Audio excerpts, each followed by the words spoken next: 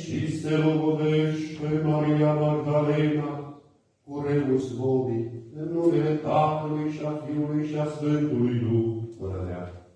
Ori acum și pururea și în vecii vecilor. Amin.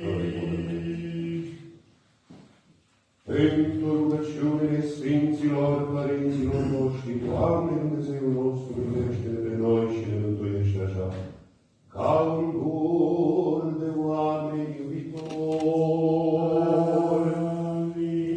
Binecuvântată este